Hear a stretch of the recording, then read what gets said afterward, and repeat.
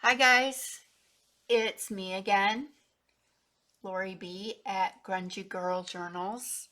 I am back to show you how I did the cute little bow knot spine. Very, very simple to do. Knowing me, this will probably be a 45-minute video that can probably be 5 minutes, so I will really try hard not to do that. Um, it's so simple. And I've pulled out all the things that I remember that I used to make this cute little book, which is not done yet, by the way. I am going to put some things in it. Right now it's blank, and there's all sorts of goodie papers in there. It's a 5 signature and literally made it from nothing. So really, really cute, and I'm going to be making more of these. I'm very excited about it, and I love bee-themed journals, and um, a lot of people out there do, so I will be making more of those. First off, I literally used the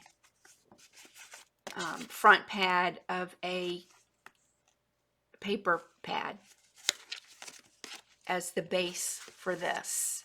It was the other half of this. And what I did was I formed the book, and then I put a piece of coffee stained paper over the packaging, so on both the inside and the outside, so that you could not see. I mean, it had a spine and everything. About a, what is that? About an inch. And these were just I was practicing on using the stamp, which several people have asked me if this is a digital, and it's not. It's a stamp that I received from, she and her husband does these. I'm not sure if she does anymore. I bought this maybe 6, 8 months ago, maybe longer. I'll I think she has an Etsy shop, but I bought this from a live YouTube video that they had on one day, and it's just the perfect stamp. I love it. Um, and what I did here was I practiced with and you want to use the archival or the stays on ink, because the way I did this is I put um, layers on top of product, and they're water based, so you want your ink to be permanent for your stamp. But I used this archival ink, and I thought that was a little too stark. Although I love it, it's a little too stark for what I wanted to do with this little book. So then I tried this one, which is the sepia. I love this ink pad. As you can see, it's a little more red brown. um, really, really pretty, but it wasn't exactly what I wanted either. So what I ended up doing was I used the stamp, and I first put it in the black and got that good and covered with the black, and then I stamped it on another piece of paper, just lightly ghosted it so I would get some of that ink off. And then I have 2 of these big paper pads, and I use, it's contaminated with other colors, mostly black. So I have one that I use for just that purpose. So I don't care if the black gets into this sepia color. And I just smushed it around in there, and I ended up getting um, a more, a darker brown color. And um, you know, it'll sometimes be a little variegated, which I like too. Like there's more brown on this side and more black on this side. But it turned out great. Just the way I like it, nice and distressed. So this is what I used. This was the base, and 2 pieces of coffee stained paper, which I distressed more. And I distressed it with these. This is the vintage photo, and this is the wild honey. And this wild honey is wild. I mean, it'll take over. So to tone it down, on top of it, I used the vintage photo. So the yellow just sort of peeks out. I think you can see it better on the back. The vintage yellow just kind of peeks out here and there.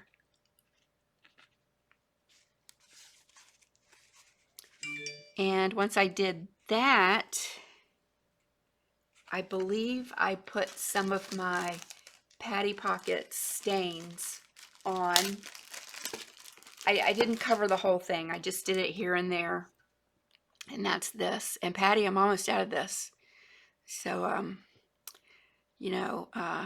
I've bought a lot from you and sure would love to have some more. So if you're watching this, ... Oh, I'm just kidding. I'm going to be getting more of that. And I keep mine in the refrigerator because I made the mistake of buying way too many at one time. And a couple of them went bad on me. And just kind of had a funky color to it. Not color, smell. I mean, it wasn't like terrible or anything, but I don't know, it just smelled different. So I put mine in the refrigerator when I store it. And that has worked perfectly. And once I let all that dry, I use this. This is Liquitex acrylic medium in the matte gel. I love matte gel. And I love this matte gel because it kind of has a little bit of a, it's not grit, but it's truly matte. And when I put this on, I put it on with my finger. I put everything on with my finger. And when I put it on, I dab. So you're going to get, I wish you could feel this. I don't think you can see it, but it's, maybe you can hear it. It's not, I don't know. I just love it. And then that's pretty much it for that. I think I did go back in and did a little more of this distress inks, but not much. This is literally just coffee stained paper with using that B stamp. And I will try to find the name of the seller and put it in my description. I may not be able to find it right away, but you can check back and see if I was able to find it. And I thought maybe, I love it the way it is so much now, but I've been kind of playing around with the idea of using the glaze on top, and it'll give it a satiny, just a beautiful satiny finish, and it'll bring out that distressing even more. I'm thinking about that. Or I might use my pellets, my wax, what do you call this? Wax pellets. Beeswax. I might even use that, and instead of covering the whole thing, I might just do it like in different areas. And I don't know. I'm worried about messing it up, so I haven't decided on that yet. But that is literally how I made the book. This is a 3-hole pamphlet stitch. I won't be demonstrating that. There's plenty of YouTube videos on a 3-hole pamphlet stitch, a 5-hole. This one has 5 signatures, so there's 5 paper blocks in here, and they're just shown. The stitching is shown on the outside, and you will need that to make these little bows. And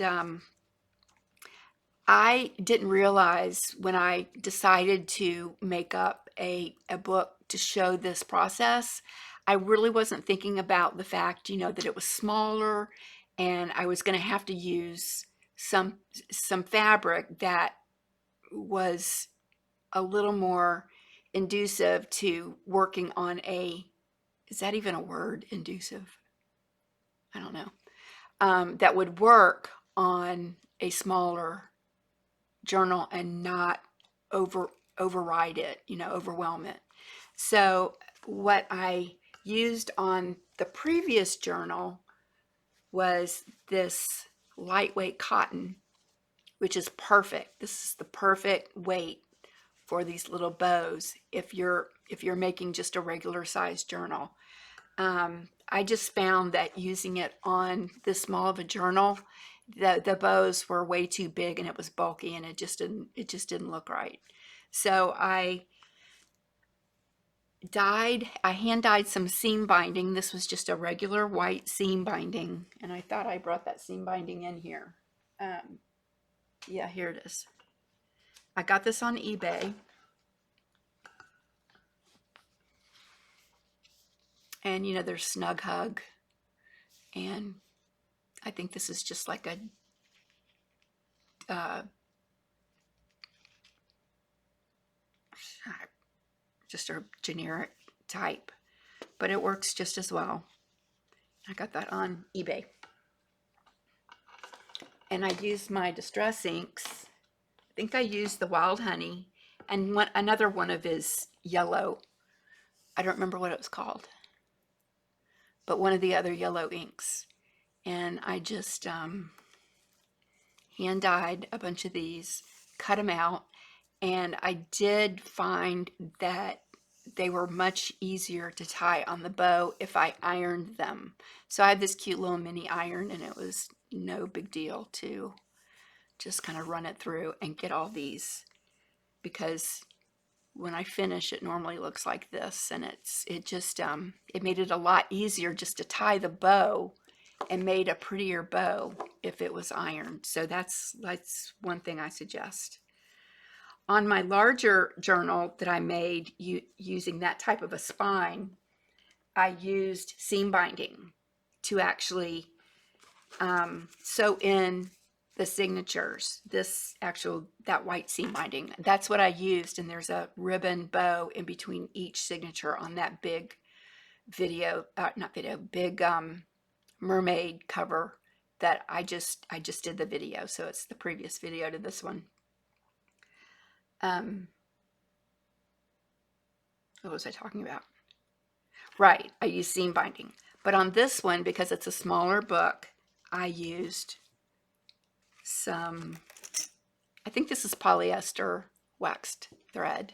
And I got this on Amazon, and I have it in several colors. And in hindsight, I used this color, but in hindsight, I really wish I'd used this color to tie in my signatures, just because, the whole honey bee thing. But I'm still really happy with it, so it's no big deal. But I love this color. It's a beautiful color. So I actually used this for my smaller. And this stuff does, people say, it gives you a nice knot in it. I have found that if it's pulled too much, it will I don't know if it stretches or what. So I always make sure that I put a dot of glue on where I am. Let me find one for you. I always make sure that I put a dot of glue right there so that I don't lose any of the tautness of the stitches. But I even though I did that, I still lost some of the tautness, but it did not affect the book at all. It's nice and clean. So this is what I did. So these are about 13-inch strips, and I used half for each bow. I also used one of these needles to thread my seam binding through. It's got a nice big hole. And for the big journal, I actually used this one. I love this needle. I only have one of them. It's a doll, I believe a doll needle. It's not too sharp. It's not dull, but it's not too sharp. But for the larger journal, I used this one. But I have these on a magnet. Now it doesn't want to stick on there. So I used this one. If you have a clean edge on there, it makes it easier to thread, of course. I'm just going to cut that to a point. Thread it through. Very easy. And you know, you learned in home economics how to, or your mama told you how to weave. So I'm literally weaving in and out of these signature threads. And I want my outside one to start on the outside, on the underneath. So I go under and then over, under, over, and then this one, I go under like that. And you could go under all of them, but your bow just wouldn't be as stable. So by weaving it in and out in between the threads, you're going to get a more stable bow and it's going to stay put where it is. So I pull that through kind of carefully. Take my needle off. And I'm going to tie a bow knot. And the way I do that is I just flip one side over, the other, go underneath, just a regular knot, and then I'm going to do the other side. And I don't pull it too tight. It's going to curve like that a little bit, but that's okay. You're not going to be able to see it, and it does not affect the book. So as you're pulling down, just kind of fidget with the bow, and they don't have to be perfect. Kind of, and this is where the ironing really comes in handy because you're going to be able to get a nicer bow. And then I push it up to where I want it to go.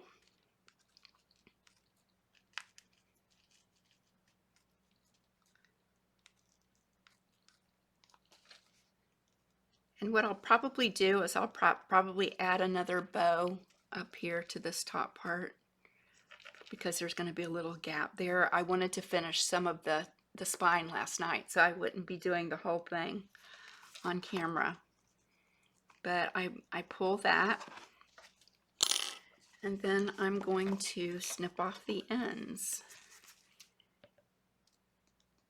And I usually go at an angle like that.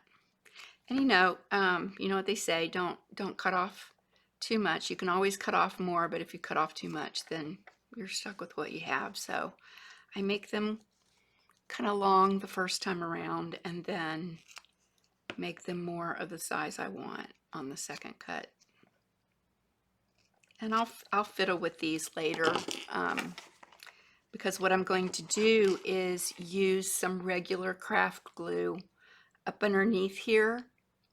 I'll just put it on my finger and I'll rub it along the edges, and that keeps it from fraying anymore. I've got a little bit of nice fraying there, and that's all I want. So I'll just run the glue up underneath there. I'll wait till it dries, and then I use some of this vintage photo with my dabber, and I just distress the ribbons. So that's it. Looks like this one's not going to be enough to, and I would not cut them too short because they're just so hard to tie. You can try it, but I just found that you'll save yourself some aggravation if you cut your seam binding in, this is a good size right here, in a bigger piece, and it won't take you as long and you won't get as frustrated.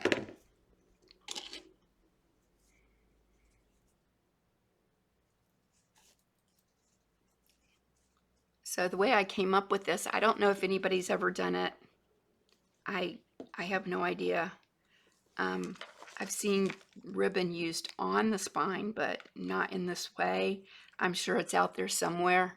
Nothing is new. I was just trying to come up with something to cover the spine in a different way. I didn't want it to be a plain spine with the threads showing. So I just wanted to come up with something a little different. And like I said, I usually try to do it the same way every time. So I go left, right, that goes up underneath, and then flip these up, and then this goes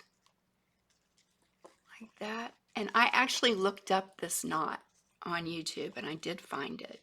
It's called a bow knot, or a knot bow, and there's a YouTube video, and I believe it's about it's actually for headbands. But if you want to just get an idea of how to do it and to be able to do it kind of uniformly every time, then you can look up that video. It comes right up. A bow knot for headbands.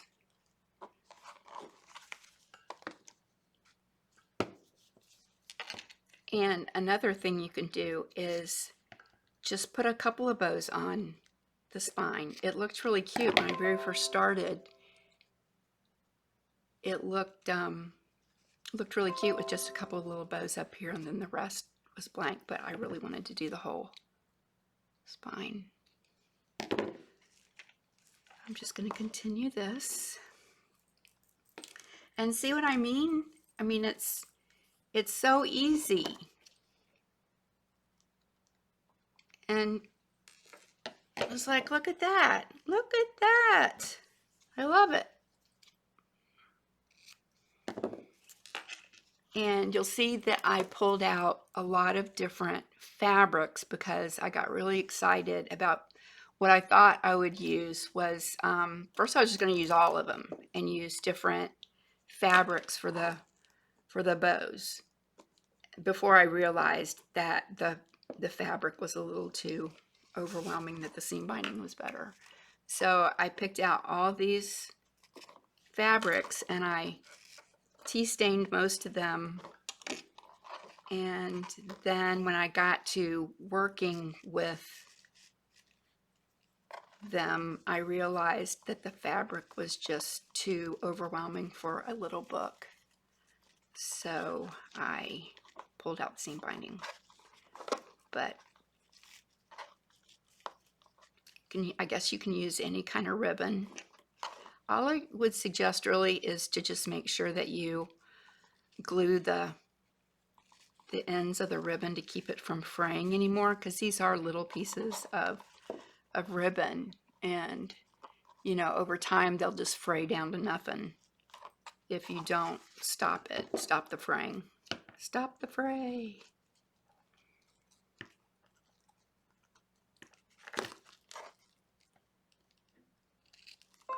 And I said something about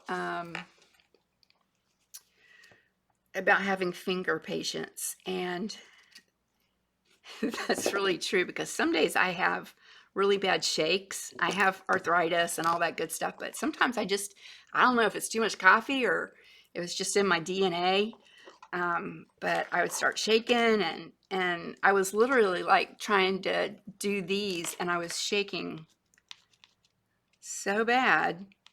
And so you have to have a little finger patience. But other than that, it's just simple. So I'm going to play with these some more. You see where this is going. I have 1, 2, 3, 4, 5, 6 on this section. And then I will have 6 on this section. And I think I'm going to add probably another 1 or 2 just to fill it up a little more. But I wanted to give you an idea of how I did this. And you just slide them up. And they'll look perfect once I glue them and distress them a little bit. So I'll finish that up off camera. I wanted to show you, I have a mess. I wanted to show you these fabrics. They're so cute. So you'd think my obvious choice would be this one with the bees. But what ended up happening, and I'm so frugal with my fabric. I love fabric so much that I don't want to waste it. So what I found was that when I made strips, see how this is just too bulky. But by the time I ended up tying it on there, making the bow and cutting it, you couldn't even see that it was bees. You literally could not see any bee on there. So I didn't want to waste the fabric because I can't see the bees. You want to see the bees, it's bee fabric. So I decided not to use that. This is actually tea staining gone wrong. I don't know what happened here. Maybe the tea was too strong, but it's almost a pinky tea color, and I don't like that. So I'm gonna have to redo that. This is more of what I like, and then this is unstained. Those look the same, don't they? But they're really not. This is a lot lighter. And then I have this cute.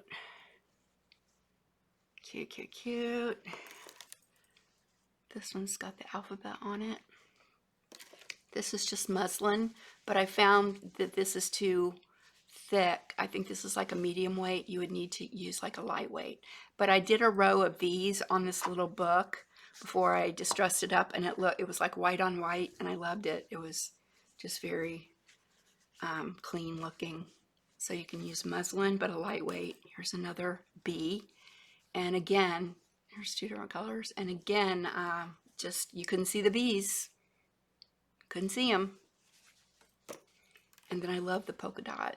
I think I'll do the closure with this one. And then I have the stripe. So I pulled out all those and tea stained them and got all excited. And then I ended up having to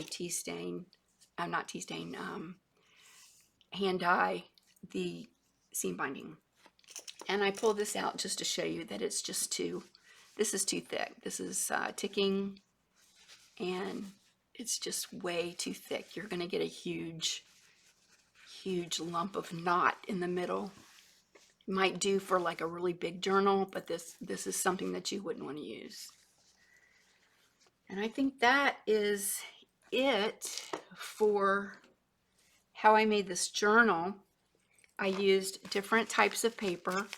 These were literally, I say literally a lot. Literally used a lot of paper, different papers in this. And it was just what I had left over. And he makes a nice eclectic bunch of paper.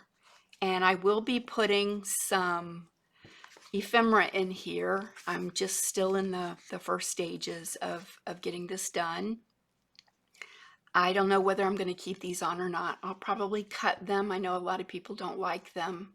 I'll either cut them or cut them way down. And which gets me to the next portion of my video, which is to talk about, and I hope you got this far. I hope you watched. Even though I'm at 29 minutes, which, see, I told you I could have showed you that in 5 minutes, but I always manage to talk too much and about nothing, and it's almost 30 minutes already. So I wanted to talk about the fact that I am at 998 subscribers on my YouTube, and that is so exciting. So what I decided when I hit 1K, which hopefully will be today, hint hint, I will be giving this away as this will be my giveaway for reaching 1,000 subscribers. It will be done it will be done. You're going to have to give me a little time to finish it. It's not going to be overly embellished. I want to keep plenty of room in there to write. I like for my journals to be written in. And this will be the giveaway for the 1,000 subscribers. And I guess the way I will do it is leave a comment on this video. I'll be doing another video, probably a quick, I always say quick, they're never quick. I'll be doing another video when I'm done, just to show it complete, show it finished. But if you want to win this journal, please leave a comment below this video, and I will pull names from everyone who has subscribed. Please subscribe and please stay with me. And I will pull a name, and I will do that either live or film it. I'll probably, if I can get my nerve up, I'll probably do it live. So you can win this little journal. And Shauna, this is why I didn't answer your second Facebook message last night, because I wanted it to be a surprise that I was going to be doing a giveaway. So that's why. So I felt so terrible that I wasn't responding back to you about this, even though we had gone back and forth a couple of times. I did not specifically answer your question about this book. And that's why, because I just wanted it to be a surprise, and I wanted everybody to know all at once that it was going to be a giveaway. So please make a comment, subscribe. I will be checking to see if you are subscribed when I do the drawing. And hopefully that will be in the next week or so. Every time I say that, it's going to be longer. I'll just tell you right now. There shouldn't be any reason why this should take me very long. I just have to print out my ephemera and distress it, and decorate it. And I love doing the covers. The covers are what inspires me, but the inside I struggle with a little bit. I struggle with. So give me a week or two, and then I'll be doing the drawing, and this puppy will be going to its new owner. So tell me what you think. Make sure you leave a comment. I have really, really enjoyed working with these bows, and I hope you try it out. It is super simple. You may have a little problem at the beginning, just getting your bows, looking uniform, but you just it takes practice, and you just have to worry. You don't have to worry about it. You just have to work with it. So let me know how it goes, and I appreciate you hanging out with me, and I will see you all next time.